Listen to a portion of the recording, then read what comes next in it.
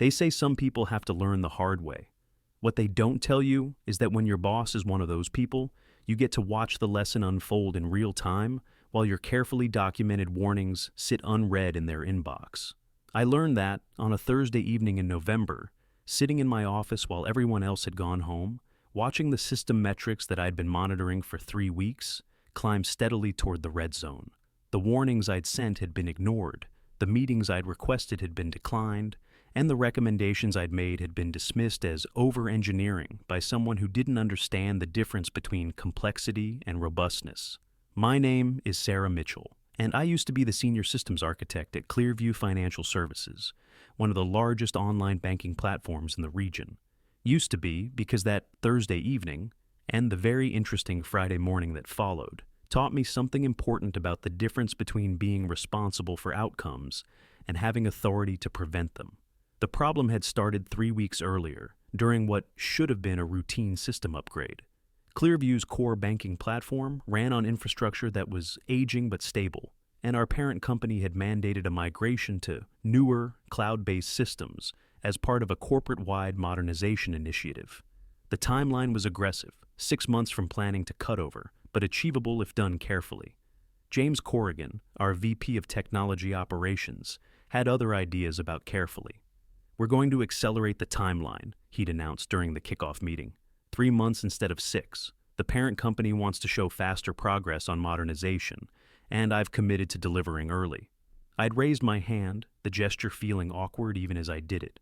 "James, the 6-month timeline was based on careful analysis of the integration complexity. We're not just moving servers. We're migrating customer data, transaction histories, regulatory compliance systems. Cutting the timeline in half means cutting corners on testing. It means working efficiently," James had corrected. "Not every project needs the level of testing that engineering teams typically insist on. We can be pragmatic about what's actually necessary versus what's merely ideal." Banking systems aren't the place to be pragmatic about testing. A bug in transaction processing could cost millions, not to mention regulatory violations. "Sarah, I appreciate your thoroughness, but I've been in this industry for 20 years. I know what level of testing is actually required versus what's just CYA engineering culture. We're moving forward with the 3-month timeline." That had been the first warning. There would be many more. Over the following weeks, I'd documented every risk I could identify. Integration points that needed validation, data migration scenarios that required testing, load IA, profiles that needed simulation under realistic conditions. Each warning sent via email with red receipts, each concern raised in meetings with minutes that I carefully archived. The first detailed warning came a week after the accelerated timeline was announced. I'd done preliminary analysis of the integration complexity and realized that 3 months wasn't just aggressive, it was insufficient for safe execution. I sent a 5-page technical memo outlining the specific risks, database synchronization issues during cutover, API compatibility problems with legacy systems, insufficient time for security validation, inadequate load testing windows. Each risk was categorized by severity and likelihood, with recommended mitigation strategies that would require time we didn't have in the compressed schedule. James responded with 3 sentences. "Thanks for the analysis. We'll monitor these issues during development. I'm confident we can address them within the timeline. No acknowledgement of the specific risks, no engagement with the mitigation strategies, just confidence that somehow monitoring would prevent problems that careful planning was supposed to avoid." The second warning came 2 weeks later, after I'd completed a detailed analysis of the data migration complexity. We were moving 7 years of customer transaction history, millions of records with complex relationships and regulatory requirements for data integrity. The migration scripts needed to be perfect, and perfection required extensive testing. I documented 12 different data scenarios that needed validation, from simple account transfers to complex multi-party transactions with partial failures and rollback requirements. Each scenario needed to be tested under various conditions to ensure data integrity would be maintained during migration. 3 months doesn't give us enough time to properly test these scenarios, I'd written. We need at least 6 test cycles with data validation between each cycle. That's 18 weeks just for data migration testing, not counting the time needed to fix issues we discover. I recommend we either extend the timeline or reduce the scope of what we're migrating in the first phase. James had scheduled a meeting to discuss it. I'd come prepared with detailed charts showing the testing timeline and the interdependencies that made certain shortcuts impossible without unacceptable risk. "Sarah, I appreciate the thoroughness," he'd said, "but I think you're overestimating the complexity here. Data migration is a solved problem. We have tools that handle this automatically. We don't need to manually validate every edge case. Banking data isn't like other data. Every edge case could be someone's life savings. The regulatory requirements alone mandate validation levels that automated tools can't provide.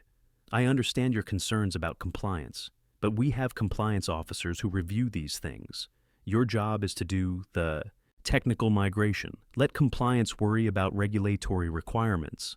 The regulatory requirements drive the technical requirements. We can't separate them.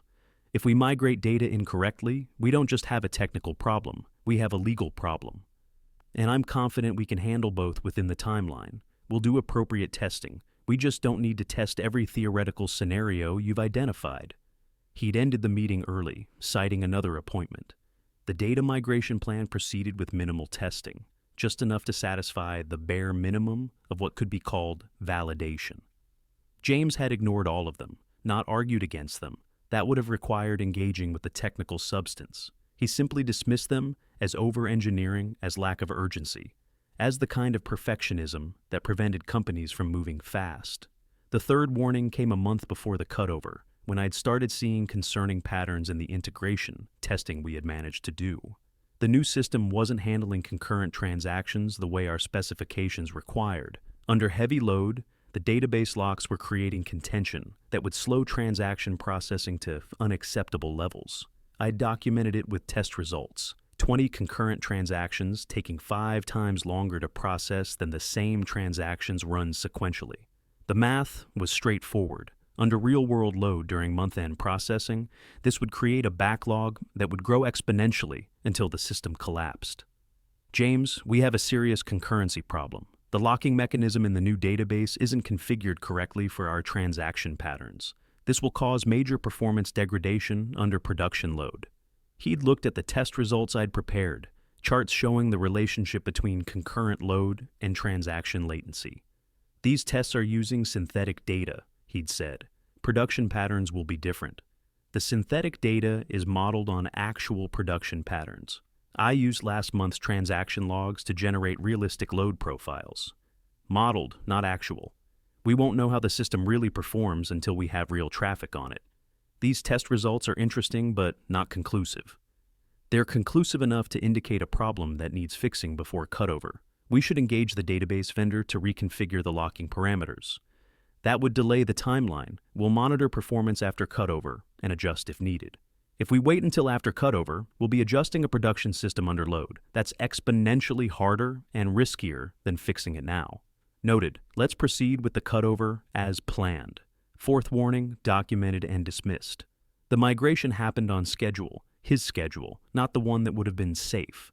3 months of compressed development, minimal testing, and a cutover plan that assumed everything would work perfectly the first time, because we didn't have time in the schedule for anything else.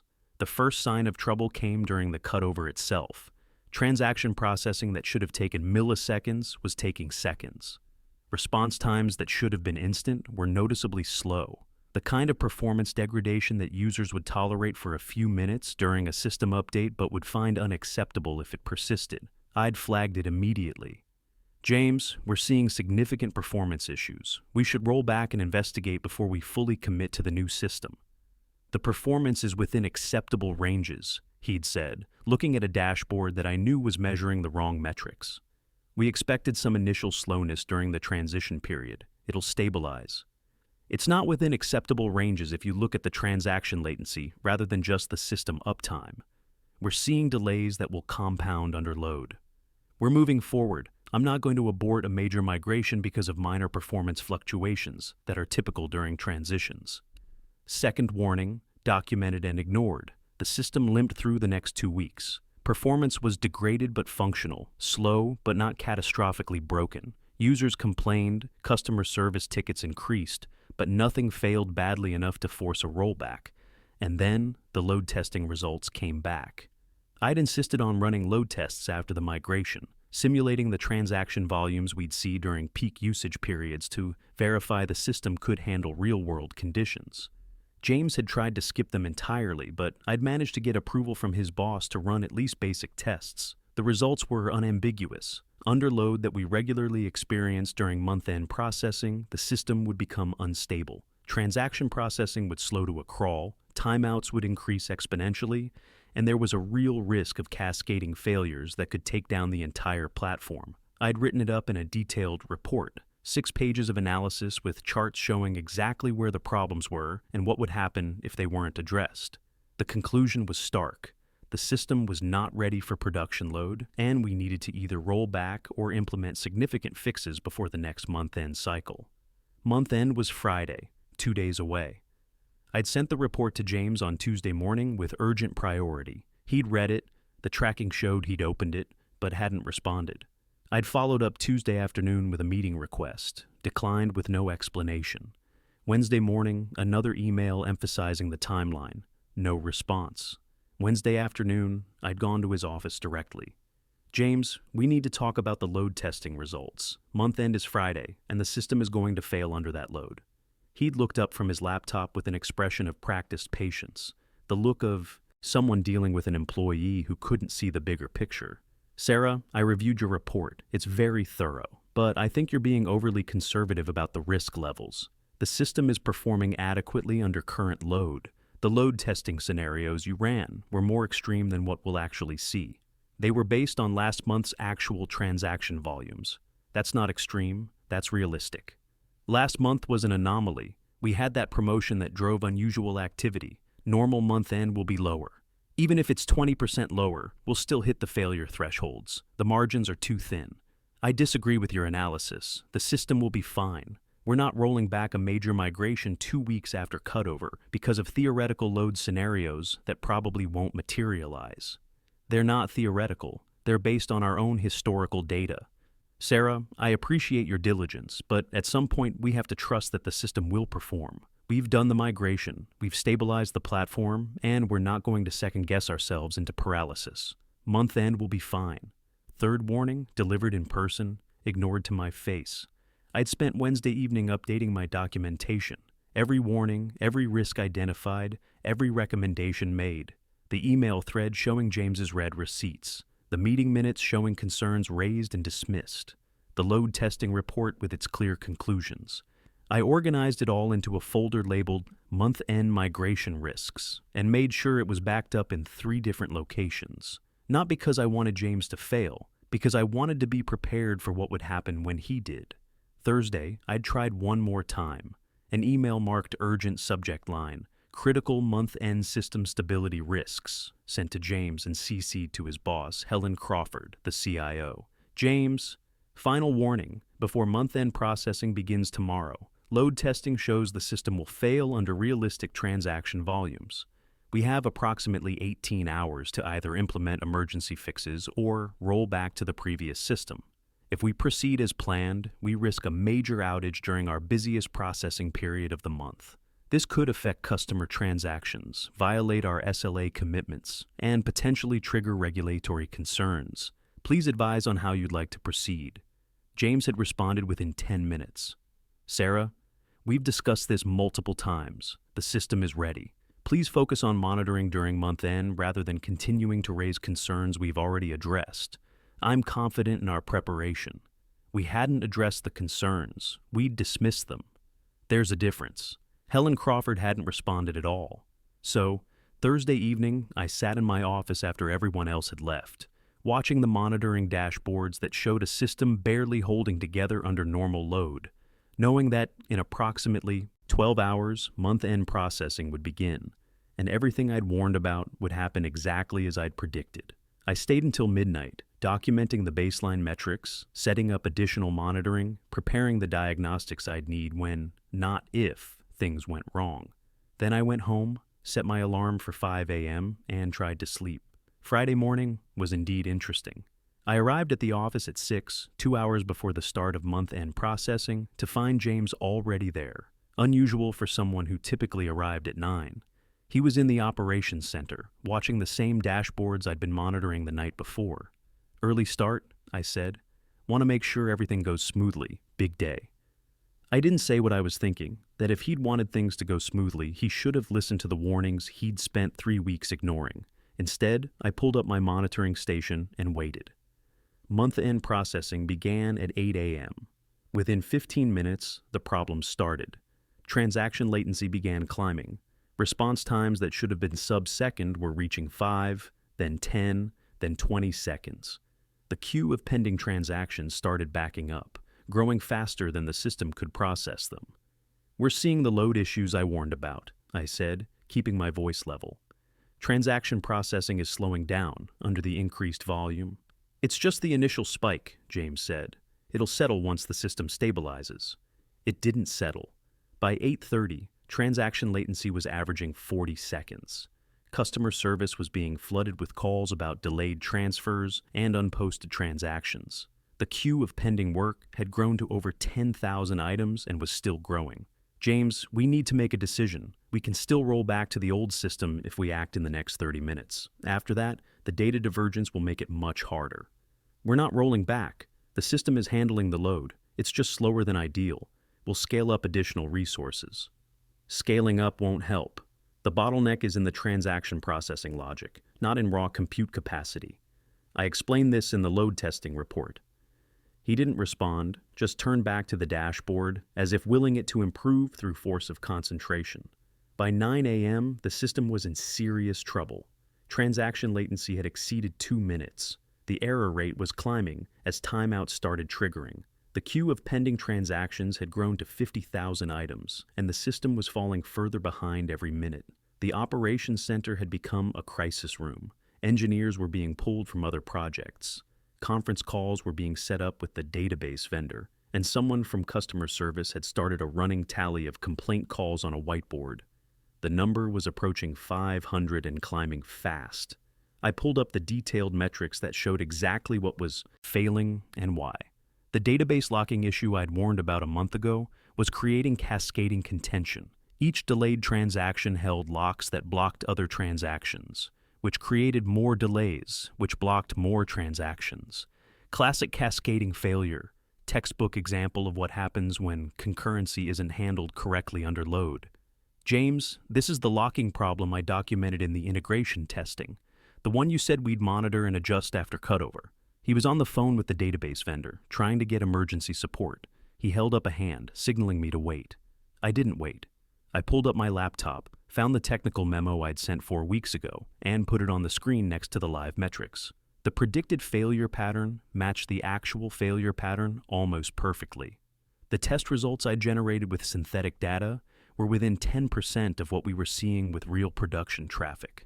Helen Crawford arrived at 9:15, summoned by the string of urgent alerts that were now flooding the executive team's phones. She took one look at the dashboards and turned to James. What's happening? We're experiencing higher than expected load during month-end processing. The team is working on scaling up resources to handle it. How much higher than expected? Transaction volumes are approximately what we forecasted, but the system is responding more slowly than our models predicted. Sarah, Helen said, turning to me, what's your assessment? I'd prepared for this moment, had the load testing report and my warning emails ready to reference, but I didn't need them. The dashboard told the story clearly enough. The system is failing under production load exactly as I predicted in the load testing report I sent Tuesday. We're seeing cascading performance degradation that will only get worse until we either roll back to the old system or take the platform offline for emergency fixes. At current trends, we'll have a complete outage within the next hour. I pulled up my technical memo from a month ago. This is specifically the database locking issue I documented in week 8 of the migration. The test results I generated then predicted this exact failure pattern. James decided we'd monitor and adjust after cutover rather than fix it before. Why wasn't this identified earlier? It was identified 3 weeks ago with increasing urgency up through yesterday. I documented the risks, recommended either delaying month-end processing or rolling back the migration, and was told the system would be fine. I have the email trail, I continued, pulling up my carefully organized folder. First warning sent October 12th about timeline risks. Second warning, October 19th about data migration complexity. Third warning, October 26th about database concurrency issues. Fourth warning, November 9th about load testing failures. Fifth and final warning yesterday at 4 p.m. explicitly stating that the ES system would fail during month-end processing and recommending immediate rollback. Helen looked at James. Is this true? Sarah was concerned about the timeline, James said carefully. I evaluated her concerns and determined that the risks were manageable.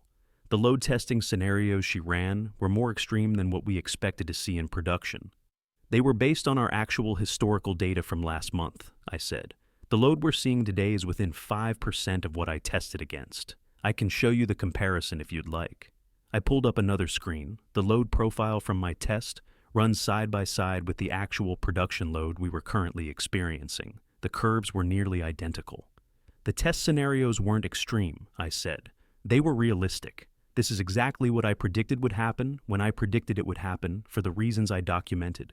The only difference between the test and reality is that in the test, I could stop it whenever I wanted. In production, we can't stop until we roll back. Helen pulled out her phone, typed something, waited. I'm looking at an email from Sarah sent yesterday at 4 p.m., marked urgent, warning about this exact situation. Did you read this, James? I read it. I disagreed with the severity assessment. It says the system would fail under realistic load. The system is currently failing under realistic load. What part of the severity did you disagree with? James had no good answer to that. We all watched as the dashboard showed transaction latency climbing past 3 minutes, as the error rate crossed 15%, as the queue of pending transactions grew to 75,000, and the system began actively rejecting new requests because it couldn't keep up. The customer service tally on the whiteboard had passed 1,000 complaints. Someone from compliance had arrived, asking questions about regulatory reporting requirements for system outages. Someone from the PR team was preparing statements for customers asking why their transactions weren't processing. We need to roll back, Helen said. Immediately. How long will it take? 4 hours, I said. Maybe 3 if everything goes smoothly. We'll lose the transactions that are currently queued. They'll need to be reprocessed manually. Do it. James, you're off this project. Sarah, you're now in charge of the migration. Get us back to stable operations. Then we'll figure out what went wrong and how to fix it before we try again. The rollback took 3.5 hours. We lost 82,000 transactions that had to be manually reprocessed over the following week. We violated our SLA commitments with 17 enterprise clients. We came within 15 minutes of triggering regulatory reporting requirements for system outages that affected customer funds. The process was methodical but tense. Every engineer on the team was pulled in, working through the rollback procedures. I'd prepared as part of the original migration plan, procedures that James had considered pessimistic over engineering, but which now seemed prescient. We had to synchronize data between the failing new system and the old system we were restoring, validate that no transactions were lost in the transition, bring services back online in the correct sequence to avoid creating new problems. I coordinated the technical work while James stood by, increasingly irrelevant as Helen made clear she was taking direct control of the situation. At one point, he tried to suggest we just restart the new system rather than fully rolling back, arguing we'd already invested so much in the migration. Helen shut him down immediately. We're rolling back because the person who built this system and predicted this failure is telling us that's the only safe option. We should have listened to her earlier. We're listening now, but we survived. The old system was slower, clunkier, not as modern as anyone wanted, but it worked. It processed transactions reliably, handled the load it was designed for, did exactly what it had done for the past 5 years. By noon, we were back to stable operations. By 2 p.m., we'd started the process of manually reprocessing the lost transactions. By close of business, we had a plan for recovering from the disaster that consumed the entire weekend. The aftermath was predictable and somehow still surprising. James was demoted within a week, moved to a project management role that had no technical authority. The official explanation was organizational restructuring, but everyone knew what it meant. He'd ignored documented warnings, presided over a preventable failure, and then tried to shift blame to the people who'd warned him. Helen had made clear in executive meetings I was now included in, that the failure was entirely his, that my warnings had been explicit and ignored, and that the company had learned an expensive lesson about listening to technical experts. He left the company within a month, finding a position somewhere that hadn't watched him ignore 3 weeks of warnings and then preside over a near-catastrophic system failure. I heard through the industry network that he'd framed his departure as a mutual decision, as strategic disagreements about technical direction. The people who mattered knew better. The email trail I'd meticulously documented had been reviewed by executives, lawyers, and eventually circulated as a case study in what not to do during complex migrations. I was promoted to his role, given the VP title and the authority to actually implement the recommendations I'd been making. The migration was put on hold for 4 months while we did what should have been done in the first place. Comprehensive testing, proper integration validation, performance tuning that addressed the bottlenecks I'd identified. We fixed the database locking issues, reconfigured the concurrency handling, validated every data migration scenario I had originally flagged as requiring testing. The second migration attempt had a 6-month timeline, the timeline I'd originally recommended before James had cut it in half. We tested thoroughly, validated extensively, addressed every issue we discovered in the testing, rather than hoping they'd somehow resolve themselves in production. When we finally completed the migration 6 months later, it worked exactly as designed. No performance issues, no cascading failures, no dramatic Friday morning crisis. Just a carefully executed cutover that demonstrated what happens when warnings are heeded rather than ignored. Month-end processing under the new system was boring in the best possible way. Transaction latency stayed well within acceptable ranges. The queue of pending work never grew to more than a few hundred items. No emergency calls to executives, no customer service avalanche, no compliance questions about regulatory reporting. The system did exactly what it was designed to do because we'd taken the time to make sure it would. Helen Crawford called me into her office 3 weeks after the failed month end, after James was gone, but before the reorganization had been publicly announced. "I want to apologize," she said.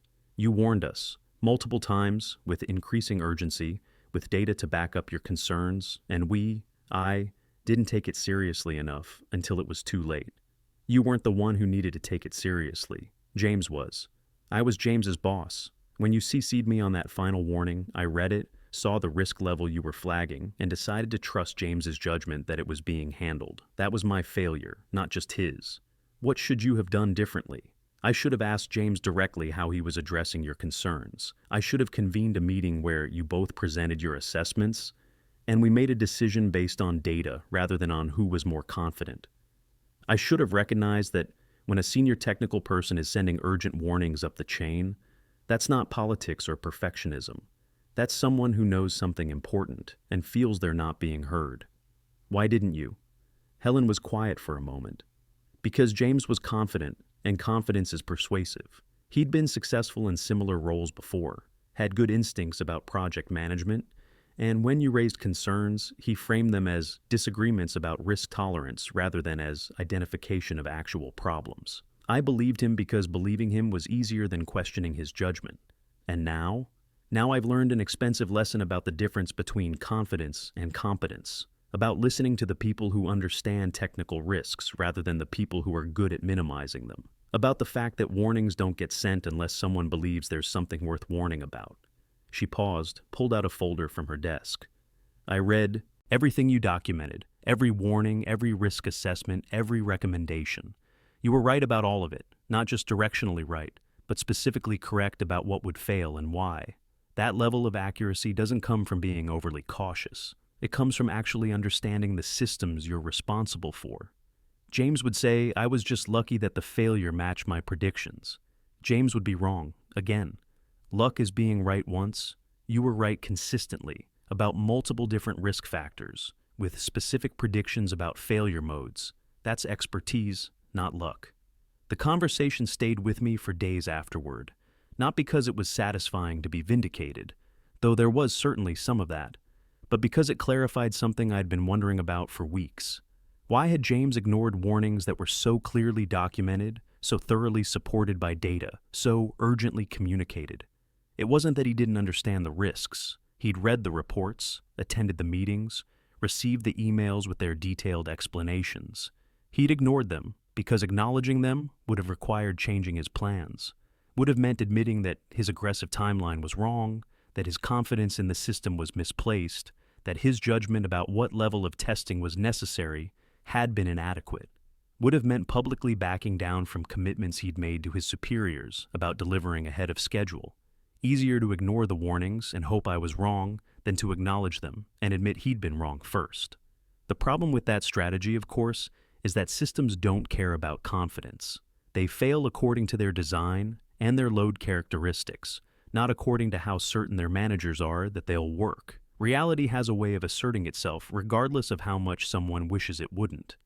I think about that Friday morning sometimes, about watching the dashboards turn red exactly as I'd predicted, about James's increasing panic as the situation degraded, about the careful calm I felt while describing to Helen the problems I'd warned about for weeks. There was no satisfaction in being right.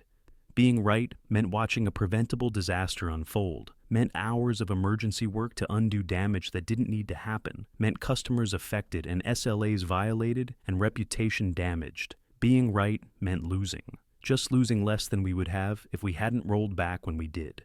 But there was something valuable in the vindication, in the documentation I'd kept, the warnings I'd sent, the evidence that I'd done everything I could to prevent what happened. When Helen asked what went wrong, I didn't have to defend myself or explain my actions. The record spoke for itself. Warnings sent and ignored, risks identified and dismissed, reality asserting itself exactly as predicted. The next migration, 6 months later, was different in every way. We planned carefully, tested thoroughly, listened to warnings when they were raised.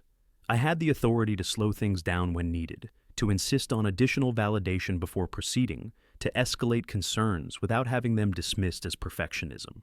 The project had a completely different rhythm. When engineers raised concerns, we addressed them rather than dismissing them. When testing revealed issues, we fixed them before proceeding rather than hoping they'd resolve in production. When someone said, "This isn't ready," we delayed rather than pushing forward on schedule. It was boring in the best possible way. No dramatic Friday morning crisis, no emergency rollbacks, no desperate calls to executives about systems failing under load. Just a carefully executed technical project that worked because we respected the complexity of what we were building.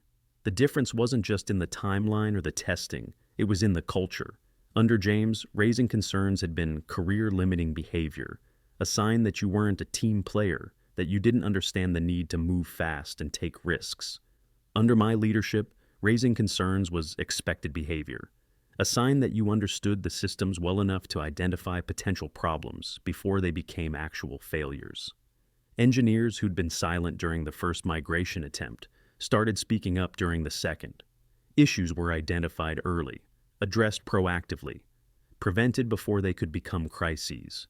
The difference between a culture that punishes warnings and a culture that rewards them was visible in every meeting, every status update, every decision about whether to proceed or pause. I learned something from watching James fail, something about the difference between managing projects and understanding systems, between confidence and competence, between hoping things will work and knowing they will because you've tested all the failure modes. Some lessons are expensive.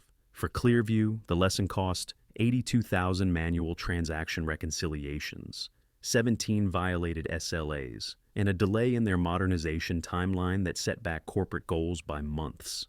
For James, it cost his job and his reputation in an industry where stories about ignored warnings and preventable failures spread quickly through professional networks. For me, it cost 3 weeks of increasing frustration, followed by one very interesting morning, followed by the realization that being right isn't enough.